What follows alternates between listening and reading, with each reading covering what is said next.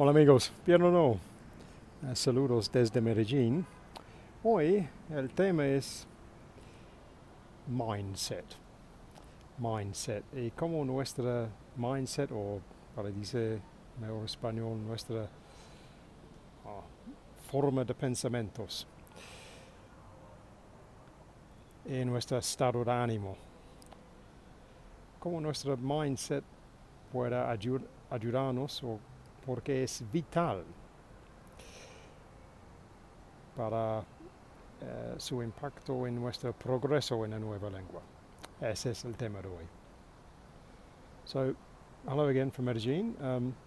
Yeah, a bit of a mixed bag with the weather again today. Might have a few more rain showers coming. So the idea today is mindset, and how our mindset is really vital to how we're going to progress, how successful we're going to be in improving our language studies, whatever stage we're at. So let's look at it from the beginning. When we're starting a project like this, it's not really a short project. Even at its most optimistic, you need probably at least a week or two to get ready with just saying a very basic sentence with some sense of confidence if it's a new language. So the first question I always ask all of my new students is, what is your why? ¿Cuál es tu por qué? ¿Por qué tú quieres estudiar inglés? So why? Why do you want to study this new language? What are you going to use it for? What's your idea? Because depending on that might change a little bit how we structure the studies and how realistic we're going to be about things like how long it's going to take, how much effort you're going to need to put in, and how many times you're going to face disappointment. And this is why your mindset's really important, because unlike with other topics, language learning is not really much of a shortcut to it. There is a lot of hours you need to put in. There have to be a lot of consistency with practice, even if that comes around more because you've moved straight away to the country where you need to speak the language, so you're automatically in like an immersion, so you're getting plenty of daily practice of listening.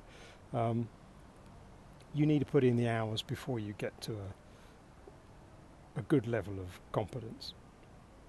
And with that's going to come a lot of frustration, a lot of disappointment, a lot of things you don't understand, a lot of feeling stupid. So your mindset is very, very important. Because if you're not ready for that, if you think this is just going to be, I just learn a few lines and I'm away, you could end up being disappointed very soon, and that might put you off studying it anymore, which would be a shame. Because if you persevere, marvellous things await you, in the sense of it opens up a whole new world, literally, of culture, language, places and people that otherwise you would never meet. So your mindset is very, very important. So you have to be very clear as to your reason why you either need to or want to study the language, and where you need to get to with it. It's one thing just being able to do, I just go on holiday a lot to this country, I just need to be able to navigate through the hotel, the restaurants, and get on and off the plane okay, and from the airport to the hotel and back. That you could achieve fairly easily. Some basic small talk, again, not too bad. If you decide I'm going to go and work professionally in my job I do in my home country, but in the other country, in the other language, that might be another challenge. We're then looking at a lot more technical vocabulary, types of meetings, types of conversations you have to hold normally. How senior are you in this company? What type of decisions do you need to be able to understand and explain? It comes with a lot more responsibility. So think hard about it. Your mindset's very important. depending on how you're going to focus on this, will help you frame the type of studying you're doing, and it prepares you, we say, for some of the disappointments that might be coming. But if you have the right attitude and you're ready to persevere, take the occasional knock as more of a correction rather than a red card, you should pick it up faster and get back on track a bit quicker.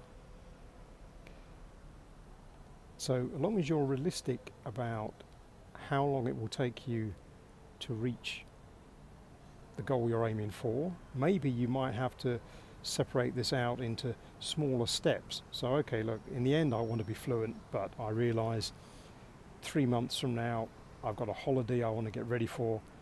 6 months from now I need to be taking a job interview, something like that. It gives you different bits to work on as you go.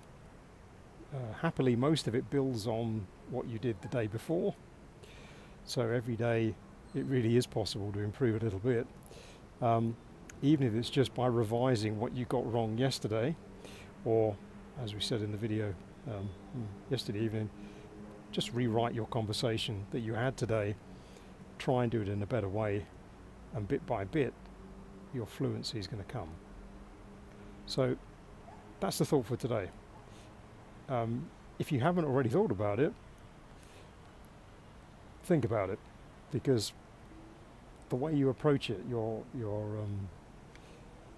sense of optimism and your sense of resilience and perseverance need to be well developed before you really embark on this journey seriously. But I hope you find all these videos useful. I hope they encourage you, and wherever you are, we should bid you buena suerte en tu viaje en tu nueva lengua.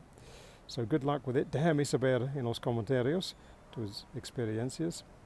And for now, from Medellin, it's Cheerio.